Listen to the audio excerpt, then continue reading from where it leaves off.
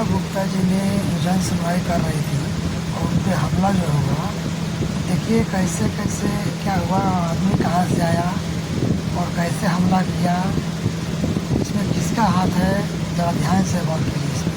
इस मैटर में देखिए कि क्या हो रहा है और कैसे आया, कैसे क्या कर रहा है और कैसे हाथ मारा, कैसे।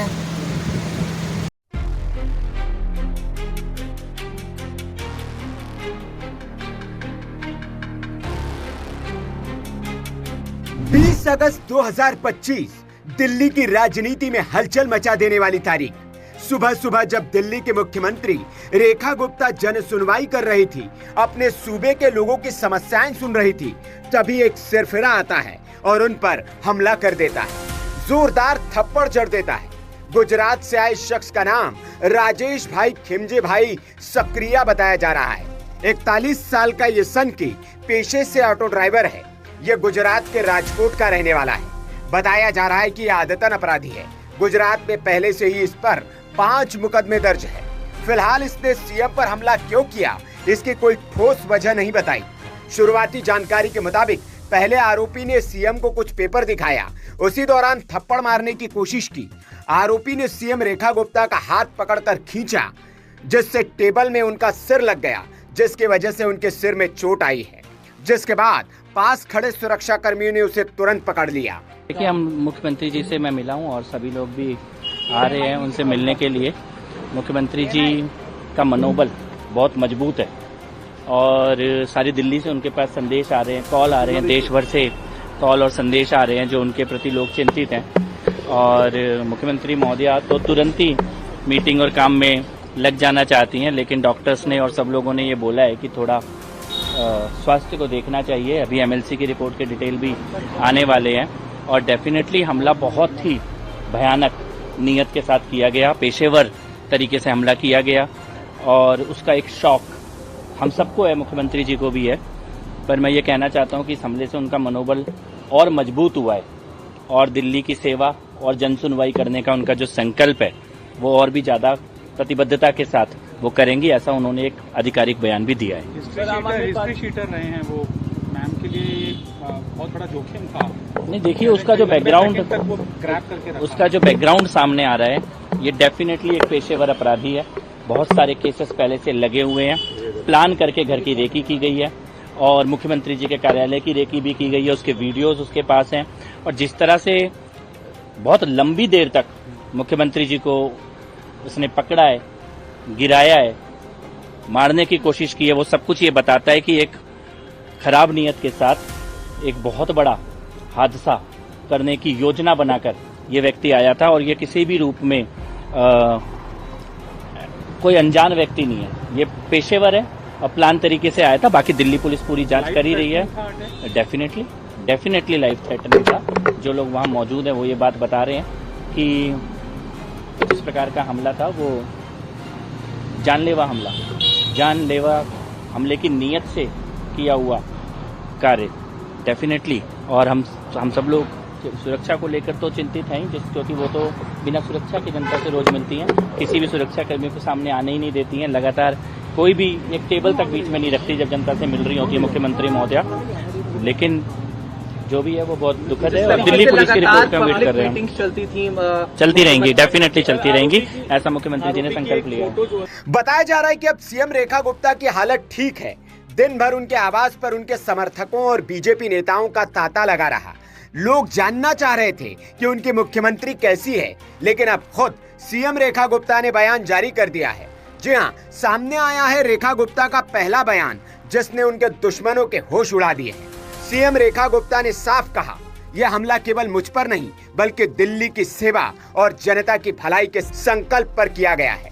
दरअसल सीएम रेखा गुप्ता ने अपने ऑफिशियल अकाउंट के जरिए अपने समर्थकों को संबोधित करते हुए लिखा, आज सुबह जन सुनवाई के दौरान मेरे ऊपर हुआ हमला केवल मेरे ऊपर नहीं बल्कि दिल्ली की सेवा और जनता की भलाई के हमारे संकल्प पर किया गया एक कायराना प्रयास है। स्वाभाविक है कि इस हमले के बाद मैं सदमे में थी, परंतु अब बेहतर महसूस कर रही हूँ। मैं अपने सभी शुभचिंतकों से निवेदन करती हूँ कि कृपया मुझसे मिलने के लिए परेशान न हो। मैं बहुत जल्द ही आपके बीच काम करती हुई दिखाई दूंगी। ऐसे हमले मेरे हौसले और जनता की सेवा के संकल्प को कभी तोड़ नहीं सकते।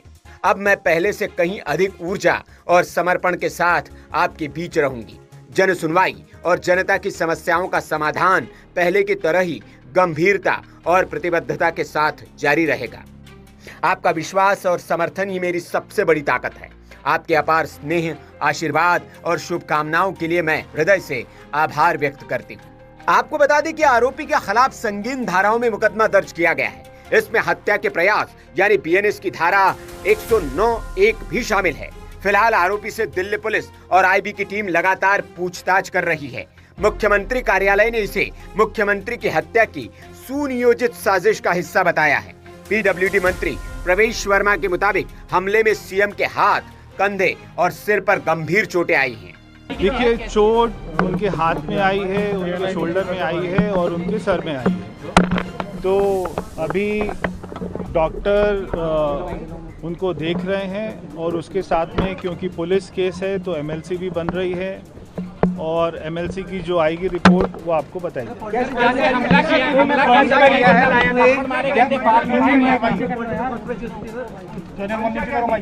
देखिए, अभी कोई पॉलिटिकल कॉन्स्पिरेसी है या क्या मामला है ये अभी कहना ठीक नहीं है, क्योंकि पुलिस की जांच होगी। सारी तहकीकात के बाद में ही आपको बताया जाएगा। वो व्यक्ति ने मुख्यमंत्री जी के ऊपर में हमला किया, उसके बाद में मुख्यमंत्री जी को उसने कुछ समय तक नहीं छोड़ा, उनके बाल पकड़ लिए थे और पुलिस ने और आसपास के लोगों ने काफ़ी उसको छुड़वाने की कोशिश करी। 40 साल की उसकी उम्र बताई जा रही है और किसी तरीके से मुख्यमंत्री जी को छुड़ाया गया और उसके बाद में फिर ये सारी बात हुई। देखिए, अभी पुलिस की जांच चल रही है, अभी कुछ भी कहना किसी भी एंगल पर ठीक नहीं हो।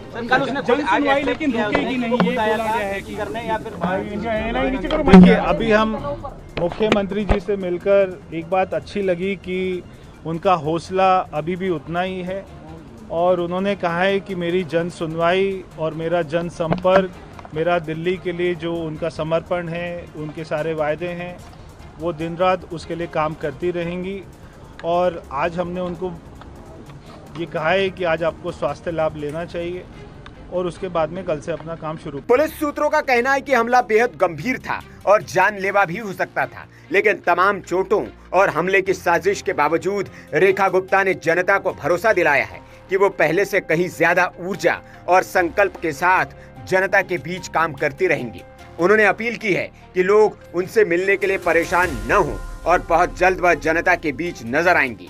अब बड़ा सवाल, क्या यह हमला महज आपराधिक घटना है या फिर एक राजनीतिक साजिश? क्या आरोपी के पीछे कोई बड़ा नेटवर्क है और क्या दिल्ली पुलिस और खुफिया एजेंसियां इस साजिश की जड़ तक पहुंच पाएंगी?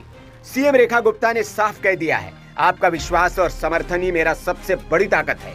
यानी हमले के बाद भी उनके हौसले बुलंद है और जनता की सेवा का संकल्प अड़िग। Bureau report, VK.